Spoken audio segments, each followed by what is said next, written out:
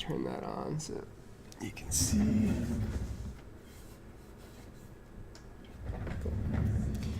All right, so let's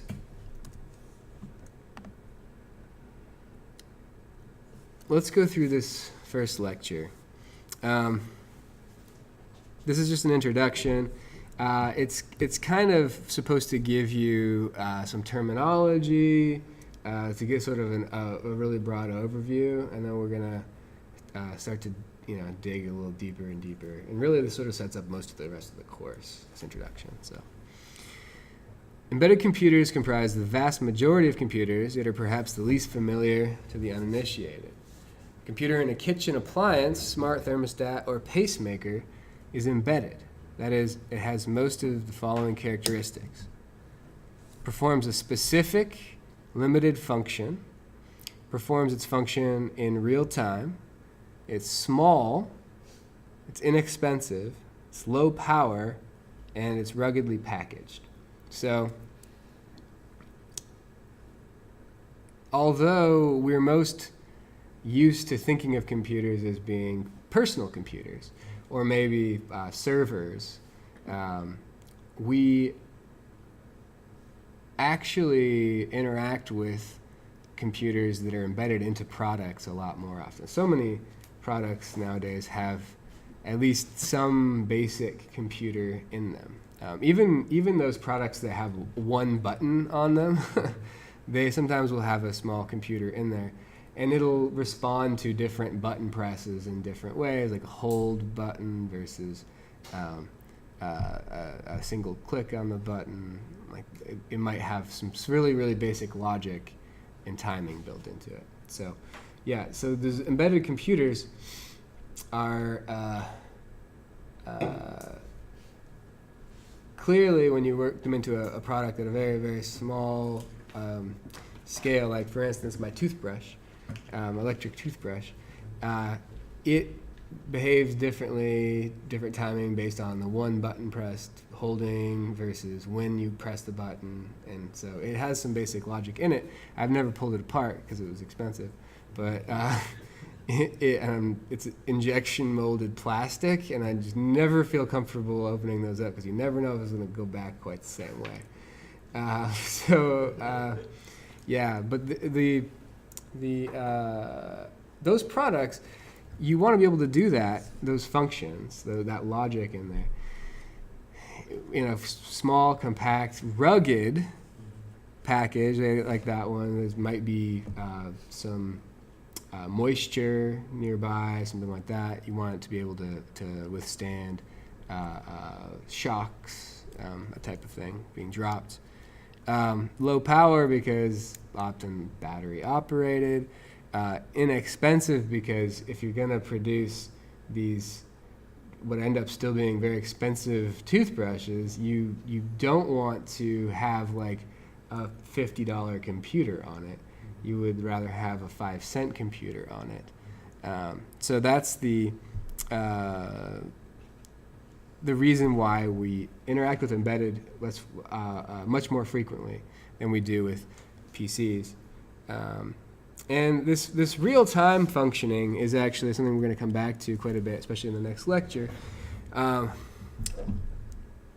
Depending on your application, the quickness of the response can be very important.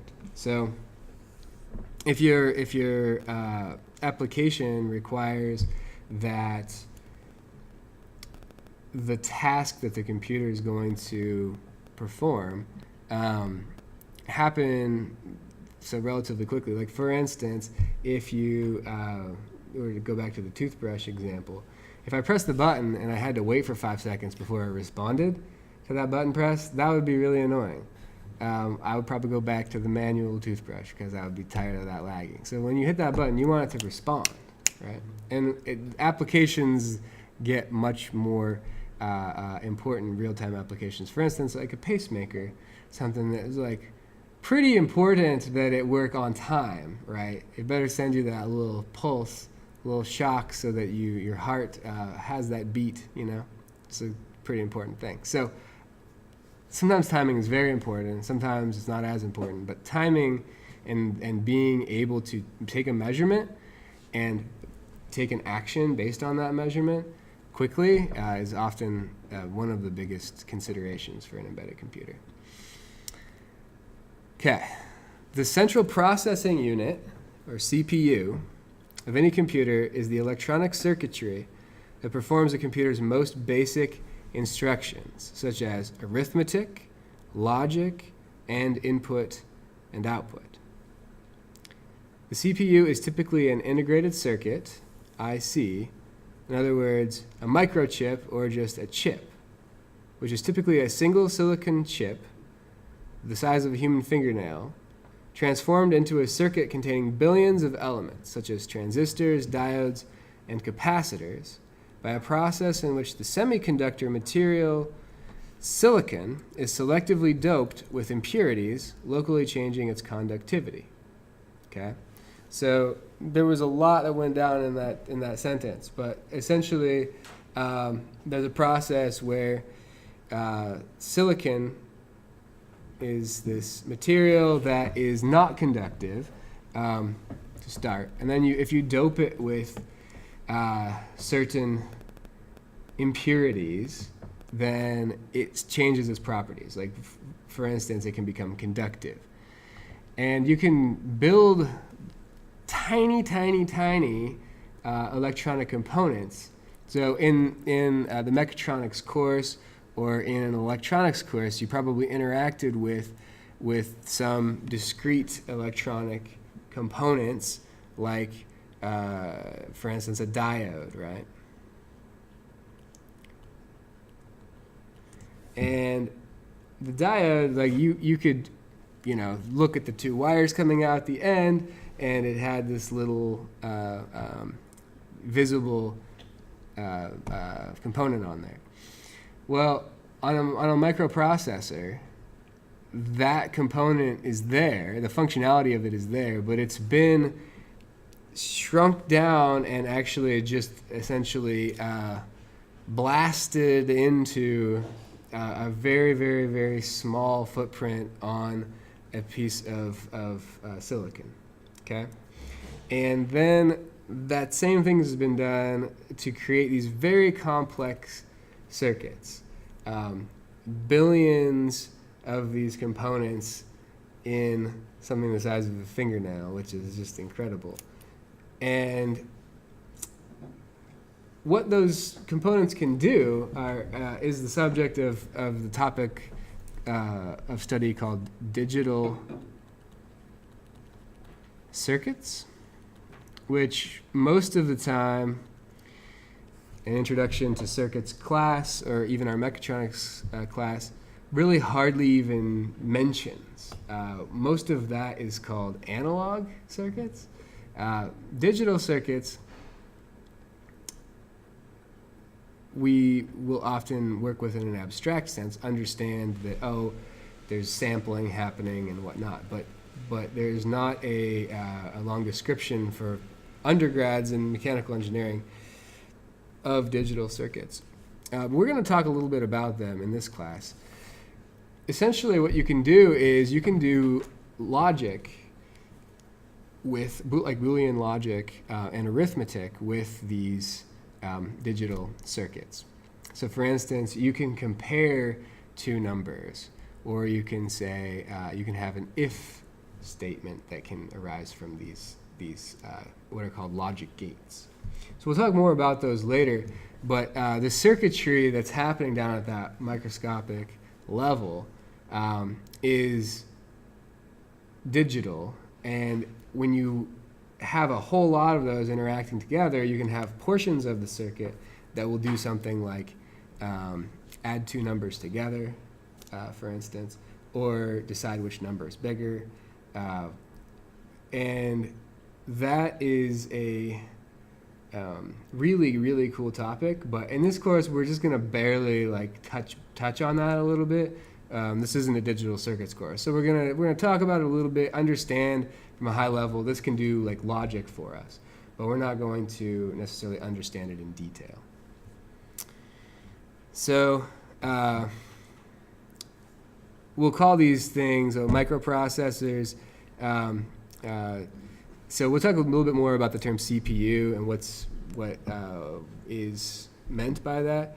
But oftentimes CPU, microchip, chip, microprocessor, you'll hear these things interchanged. Although there are subtle differences in the meanings of some of these words in certain cases, a lot of times we just sort of have these broad ways of describing stuff.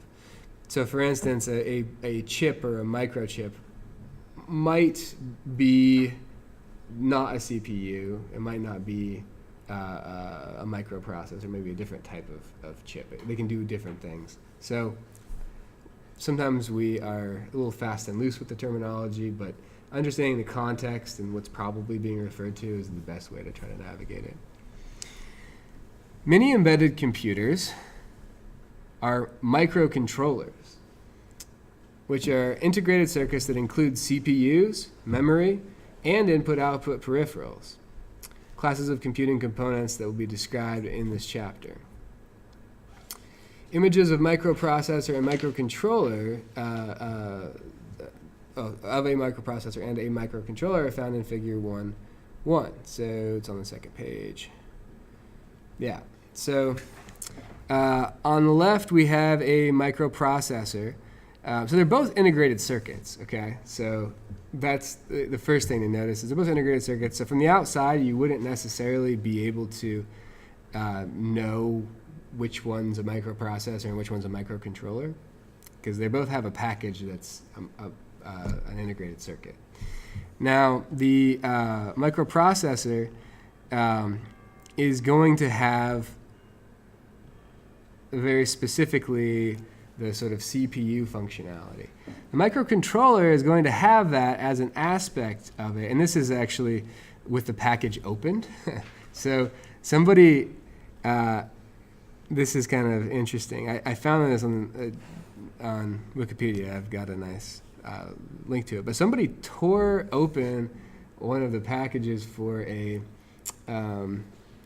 microcontroller's integrated circuit. And underneath it, you find the actual integrated circuit. And then the rest of this around here is packaging. So that, if you were to zoom out, we've all seen those from above, the integrated circuits they're usually all black, plastic from above, and then if you looked at it from the side, you would see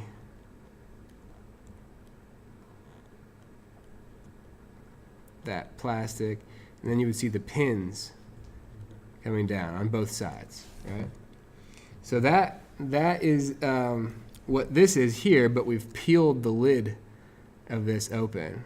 So we took this and peeled it open to see what was inside.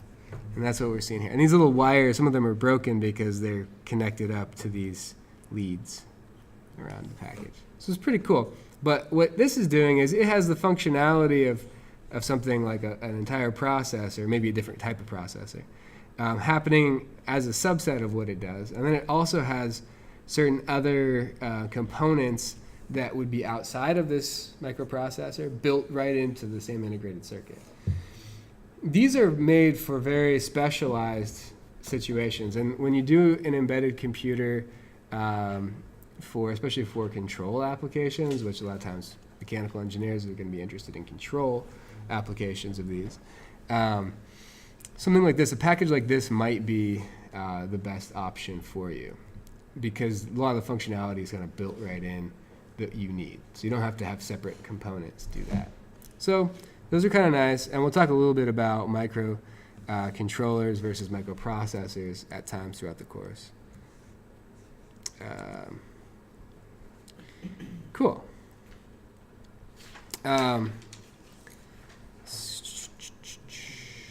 Good. So the instructions carried out by a CPU are rather basic, yet combinations of them can be vastly more complex. This is analogous to words, perhaps relatively simple alone, being combined to form complex phrases, sentences, and books.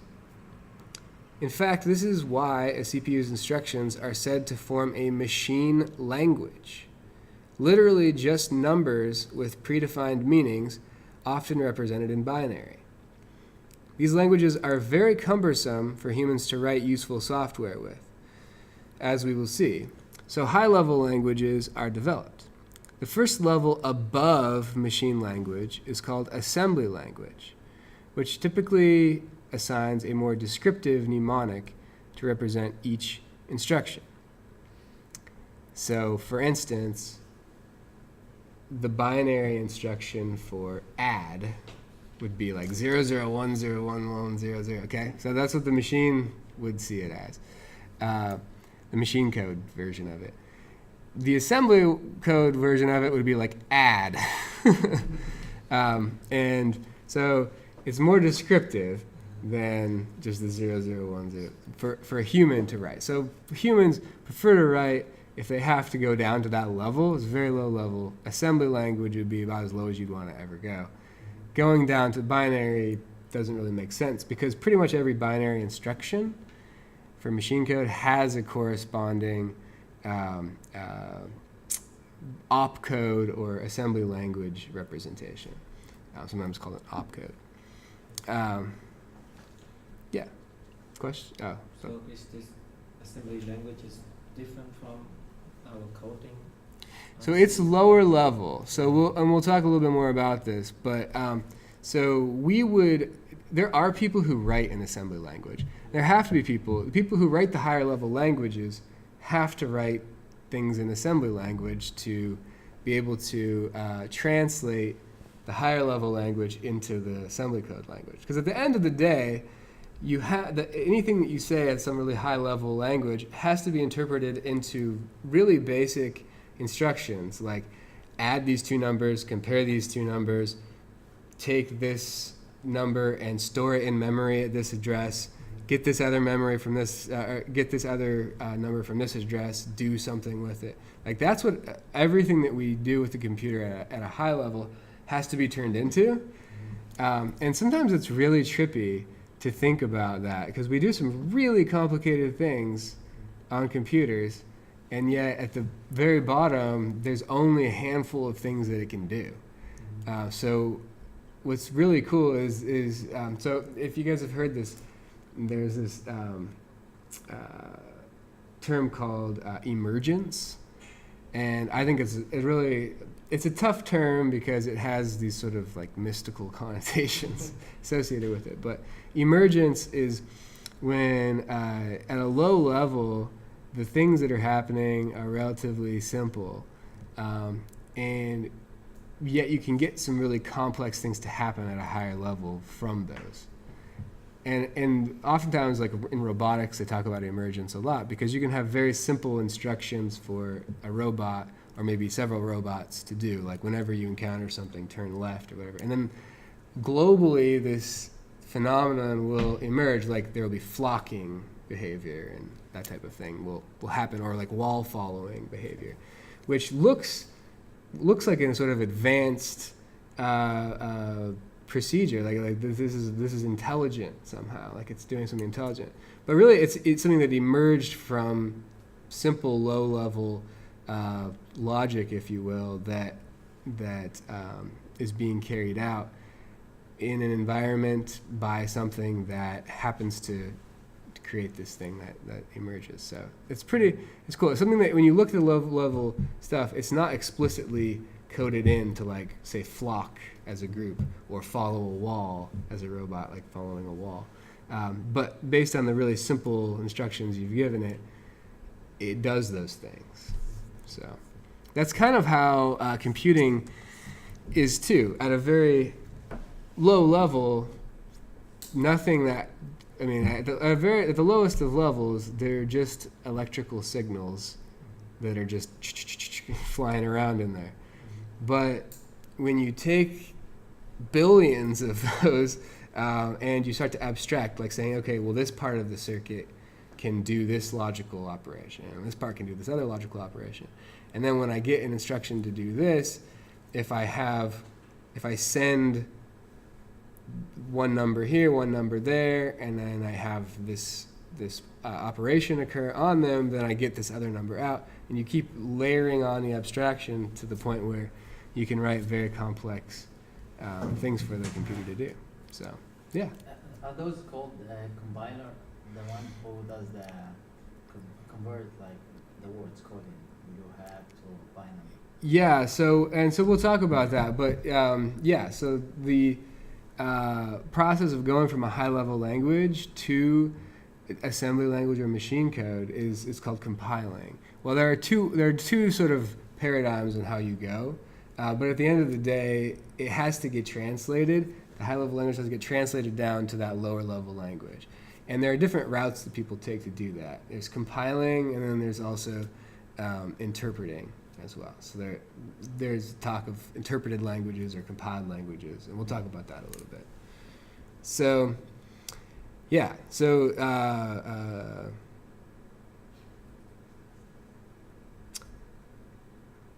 A program is a sequence of instructions that perform some task.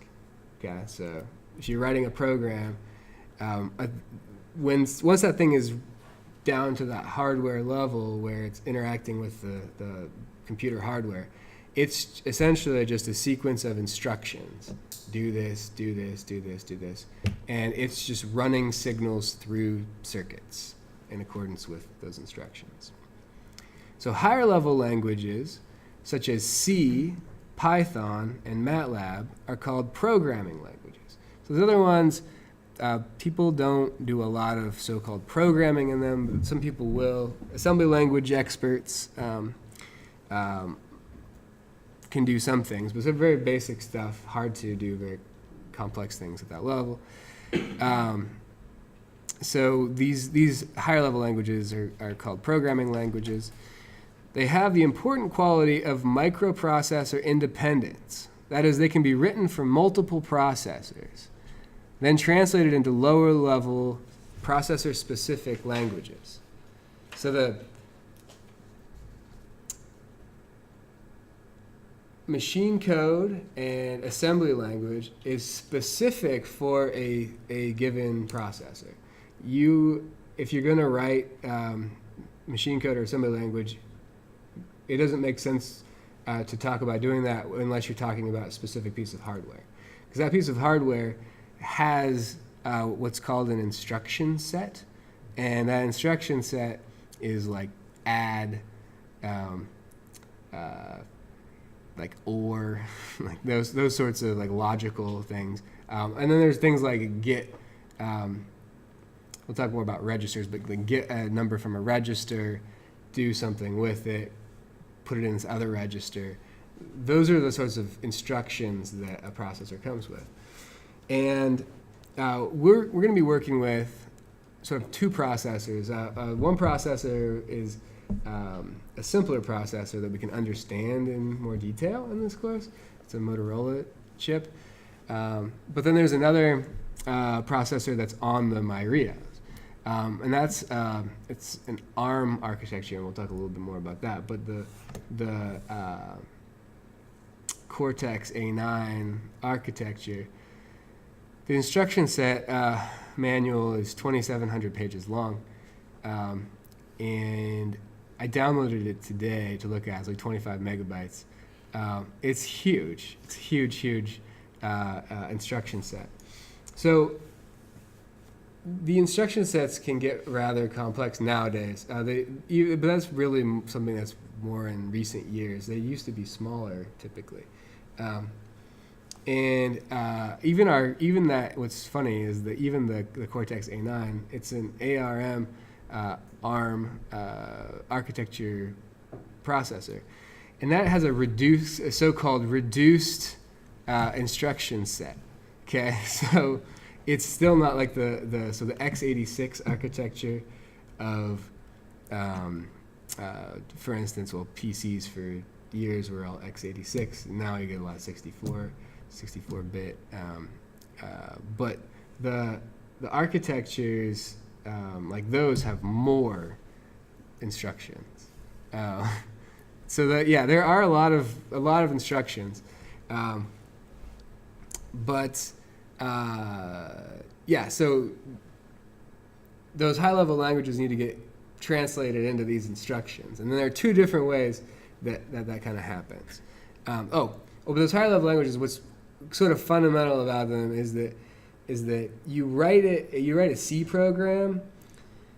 For the most part, a C program should run the same on any architecture.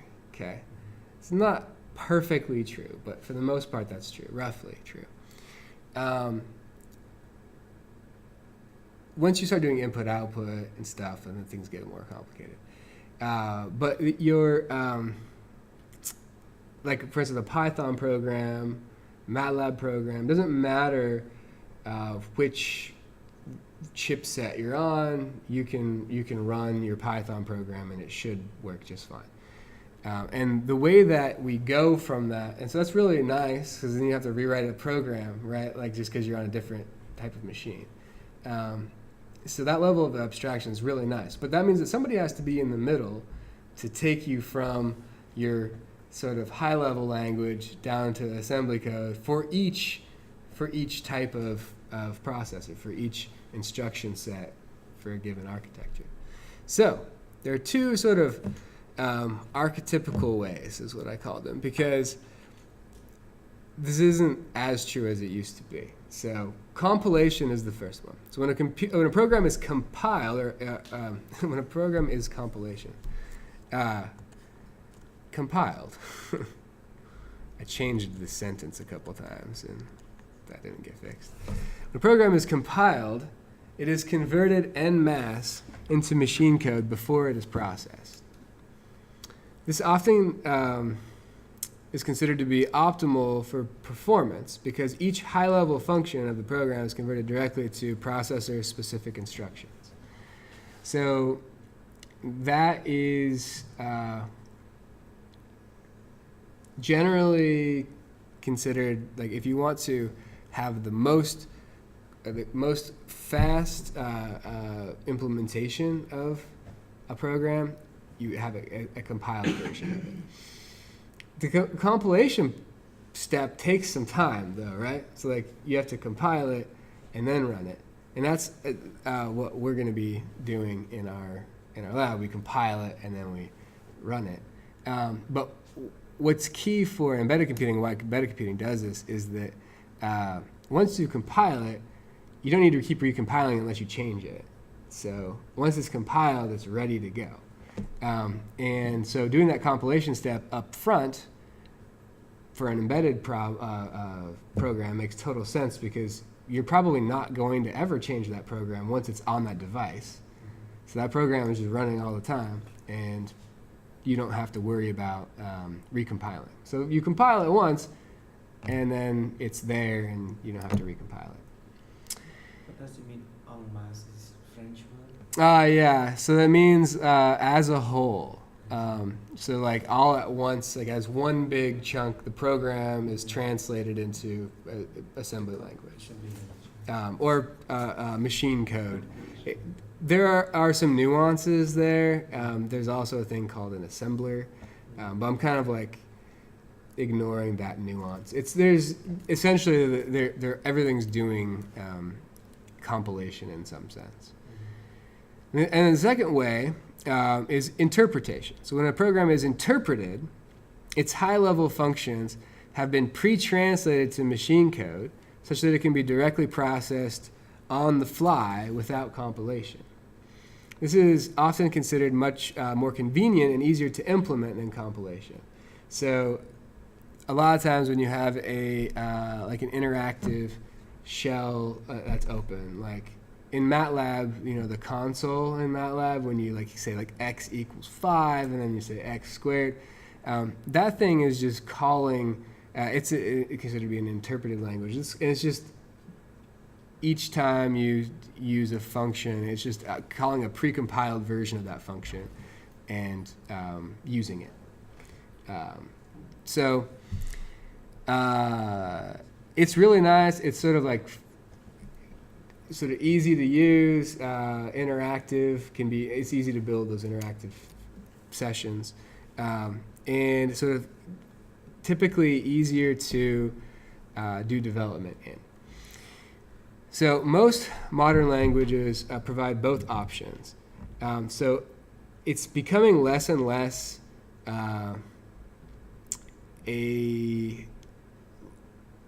it's more of like an archetype, and people used to always talk about compiled language versus an interpreted language. And while there's still some truth to that, really what they mean is typically compiled or typically interpreted, because most languages nowadays are providing an option to do either. So you could either, there's a compiler written for it, so you can either do this in MATLAB, Python, you can compile your code, which typically allows it to run faster once it's compiled. Or you can do the interpreter, or you can just do an interpreted one, which is available in a lot of languages now. So there's an interpreted version you could run, or there's a compiled version. If you're going to be doing some really anything that's embedded, or if you wanted to do something that is very processor intensive, like a big simulation code or something like that, typically you're going to want to work with compiled. But if you're just doing sort of like one-off calculations, or things that don't need high performance, or things that are going to be just available on, say, a personal computer with lots of resources, interpreted is probably just fine. So a lot of things are just written and interpreted, and even the interpreters are getting better and better. So it's really becoming less of a distinction.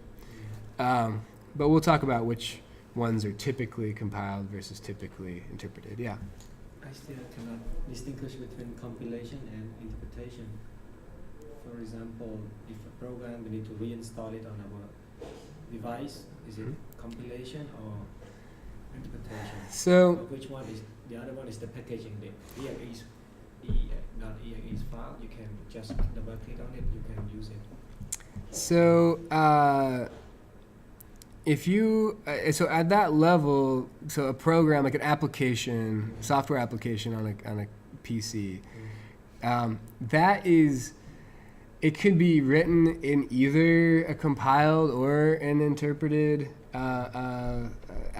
sense underneath. So it might be that the code that's running under the exe is being interpreted still. I don't really write exe, so I could be a little bit off on this, because I don't do any Windows exe development. So I think that you can have an interpreted language that's under the covers, if you will, but a lot of times they're compiled because they're going to run faster that way, typically. So yeah, it's not, when you're doing, so you interact with it a lot more when you're writing your own code. So say you write a program that you want to run. So say you write a Python, hi.py file, and in that file you've got different lines of code, and you want to execute this. There are sort of two ways you can go. You can either go, you can get a Python compiler, and you have to get that specific for your machine. So it has to compile for your machine. So there may or may not even be a compiler out there for it. But you can compile it and run it in a compiled form, which would be an unusual way to go. Typically, in Python, there's just an interpreter that interprets each line, has pre-compiled functions that it's just calling under there, and it works just fine. And it works on any architecture, because there's some, you call it a virtual machine layer that's underneath it that's doing the compiling. So it's really, nowadays there's all these hybrid things happening too. So it's becoming hard, because nothing is really just compiled or just interpreted anymore. It's kind of, each language has different options. You can either go the compiled route, or you can go the interpreted route. Due to typically stringent performance and memory requirements, though, embedded programs are often compiled. So you'll have a compiler that really makes it as compact and as efficient as possible, and as fast as possible, and that's really what we're going for in an embedded application. So the C programming language is the language of choice for embedded computer programming. It can be thought of as being as close as possible to machine language without being processor specific. So it's like the least abstract of the languages, and you can interact with objects that are really very low level. So for instance, it deals with numbers and arithmetic and memory addresses, which is what a processor does also. So it's really getting close to that level, which is, there are some old school purists who say, an embedded application really should be written in assembly language, because that's like, you're going to come out with the most efficient program. And yes, that is probably true, but also the development work that goes into developing a program like that is significant in assembly language. In C, you're one level more abstract. You're going to be a little bit less efficient than an assembly language written code, but it allows you to develop much, much faster than if you wrote it in assembly language. So C, but C isn't as far away from those that hardware level as like a Python is, which is more high level, not going to be quite as efficient as writing it in C. So C is like our happy medium between like assembly language and like Python or something. I keep using Python, but it doesn't have to be Python. I just have an affinity for Python, so that's why I use it a lot. Although I like Ruby better. I always have to say that. Nobody listens though. Only web people who like doing web stuff like Ruby more than Python, it seems. So yeah. So it can be thought of good. It deals with numbers. So C, the C programming language, deals with numbers and arithmetic and memory addresses, which the processor does also. That is, it is a low-level, general-purpose language. So low level in the sense that it's closer to the hardware, and general purpose in the sense that it's not hardware specific. So it doesn't, you write a C program, it should be able to be compiled on different architectures of processor. It doesn't require a certain instruction set. A limitation of the core language is that it lacks functions for basic operations like reading or writing to a file. It's pretty important stuff. But the C standard library, and there's a link to it there, a description of it, augments this functionality. So it adds functionality to it. And so, for instance, if you're doing the Carnahan and Ritchie tutorial, it's a, I think even like get care and put care. So get care and put care, for instance, are input-output reading and writing to files. So those are actually from the standard library, and they're not part of the C language. So you can actually pull in, you don't even have to pull in the whole C standard library either. Like you can pull in parts of it if you want. And so, in cases where you're really worried about space, we wouldn't bring in the whole C standard library because we want to keep it to a very minimal set of, because it takes up memory when you do that. We may not have very much memory, so. Okay, an advantage of its compactness is its relatively small size. Key advantage for embedded computing. Other key advantages of C for embedded computing include its ubiquity, so it's everywhere. C compilers are available for most processors. Speed is another advantage, a result of a small language and good compilers, and energy efficiency, in that executing fewer cycles requires less power. So so it's used most of the time for embedded computing. Although the vast majority of embedded computing programming is in C, recently languages such as Python, which is itself written in C, have captured a small sliver of the embedded market. So estimates though of how much of embedded programming is written in C put it somewhere between like 80 and like 95%. So definitely dominates. There's a little bit of Java, a little bit of Python, and then like assembly language. That's pretty much all that I know of that people write in for embedded computing. So I wanted to talk about these programming languages for just a second, and sort of descending from a high-level programming language to a very low-level programming language. So we start off at this, very high level. We could call this type graphical. Okay, so examples would be LabVIEW and Simulink. Has everybody here worked with one or the other of those? Yeah. So, you're connecting up, blocks with wires, and then you run it. These are being used in some factory in my country, like they control the production line. Yeah, do they use LabVIEW or do they use Simulink, or do you know? You can use either one. Simulink used to be just simulation stuff, but now they started to do interaction with hardware with it. So it's more working in the National Instruments LabVIEW space. I don't remember exactly, but probably the LabVIEW.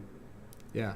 They have this interface, big one, and it's fun to see what is going on inside the factory. It's cool. I really like it. It's great for certain things. It has limitations though. Graphical stuff. It's hard to scale graphical stuff to really complex systems because trying to make sense of a big mess of graphical objects is difficult, and you start to see wires going everywhere.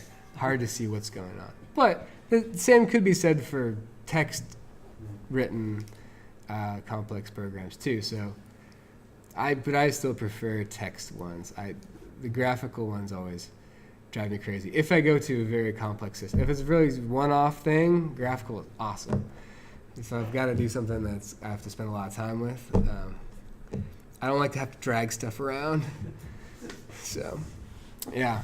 So those are great. They're very high level. I mean, there's so many levels of abstraction, all the way up to like the graphical. Like, this object on your screen is connected to this object on your screen. So it's really, it's very abstract. Yeah. So, what is the difference between now, our guess, like in which level is the graphic and the text stuff? Is that the graph written also in text, like that makes it, you know what I mean? Yeah, below it. So usually what happens is stuff that's written at this higher gets sort of translated down this line. So it usually has this process where it gets translated from that really high level down, and sometimes it'll skip a couple of these, that type of thing. And actually, like interpreted to compiled, this is sort of at the same level. One doesn't really translate into the others necessarily. But sometimes, like for instance, Python is turned into C, which is turned into assembly. So, yeah. Yeah, so the graphical one, it's got text-based languages below it, but they took the abstraction one further than just even the text-based. So it's already written in text, the graphic ones. So the graphic ones are like when you make if statement in LabVIEW. Yeah, in LabVIEW, like if for instance, when you've got a really simple block in LabVIEW is the OR block. So the Boolean, I'll make it a little bigger. The Boolean OR. So you have two Boolean wires connected here, and say you've got true coming in here and false coming in here, then this would be true. So true or false. And or, if just one of them is true, then it comes out to be true. If they were both false, though, then this would come out to be false. Okay? So this is a very basic OR statement. And these are the two inputs to it. Below that, so underneath this, there's probably, I don't really know what the chain is in LabVIEW. I'm guessing they probably, it's a pretty good company. I'm guessing it's probably C that's underneath that. They probably compiled C functions for all this stuff. That would be my guess. So somewhere underneath there, somebody wrote some code, probably in C. If you're gonna write something like this, usually like when you have a really nicely put together product, you've had a team that even if you develop the whole thing in some other language that's easier to write in, like you're gonna have a team work out a C version of it because it's just so much more efficient. So, yeah. So even LabVIEW, so it descends this down. Simulink, I think, has a MATLAB version, and then below that is, I forget what MATLAB, I know it has some C compiled stuff that you can do. I think it's a mix, though. It's kind of weird language. Okay. And then there are so-called scripting languages. So I'll erase this stuff here. So-called scripting languages. And these are languages that you wouldn't necessarily write a really complicated program in, but you're going to write a so-called a script, a really simple program that does a certain task, but isn't part of like a larger complicated program. So a lot of times when we're an engineer, we're sitting at our desk and we're just going to calculate something sort of simple, not like a really complex thing. We might do a script. MATLAB does fit in this category because you can just write a little MATLAB script, but it also fits, I think, a little bit better in the next one down, so I'd put it down there. These other cases, so Bash, Perl, Basic. And then what is it in Windows? You write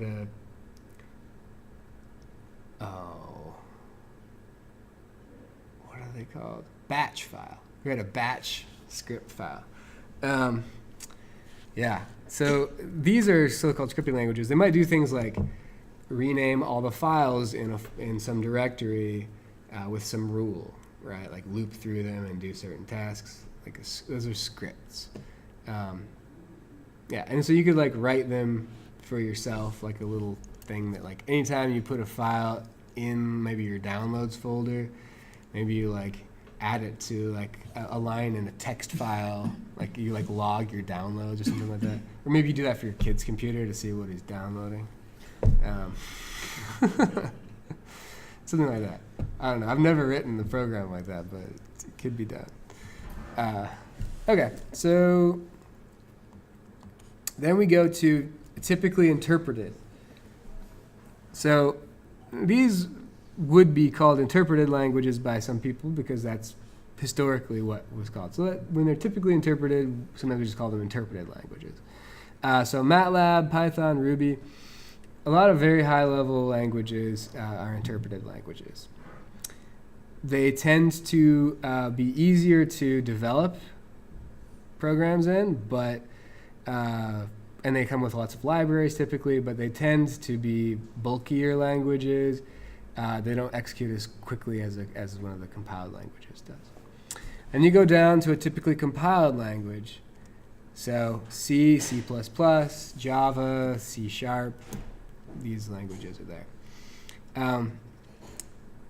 These are the ones that are probably the sort of the people who are really awesome software developers typically are expert in at least one of these. This is an important aspect. To be able to write really efficient, good code, typically you'll learn one of these or more of these compiled languages. And then there's assembly language, which an example is just symbolic codes like add, which we'll talk more about. And then machine language, so down here, numerical code. So just 0, 1, 1. Yeah, exactly. So we're down. I mean, that's the getting down to. So at the highest level, you might have like a block looks like this, but down at this lowest level, it's a bunch of zeros and ones. So it's actually like it's a little bit intimidating to like stand at the top of us and like look down this incredibly tall cliff of the different layers that go into just a really simple thing on a computer. And frankly, it's a miracle that any of it ever works, because so many things could go wrong at so many levels, but most of the time it works. So sometimes I get frustrated with computers, but then I'm like, it's kind of amazing that it works at all. So something to think about that with a car too. It's like a car, it's kind of incredible that we buy these devices that work for years. They're like out in the elements. We do very little work on them, and yet they'll travel like hundreds of thousands of miles sometimes before they give up. And yeah, pretty incredible. And then I'm like, I'm all pissed because I have to like replace a steering fluid pump or something. And it's like, well, okay. In the scheme of things, it's kind of amazing that it actually works at all. So yeah. Okay, so that's the end of this lecture. Kind of long, but these are really cool and deep ideas. There's a lot to it, so we'll just sort of talk our way through them.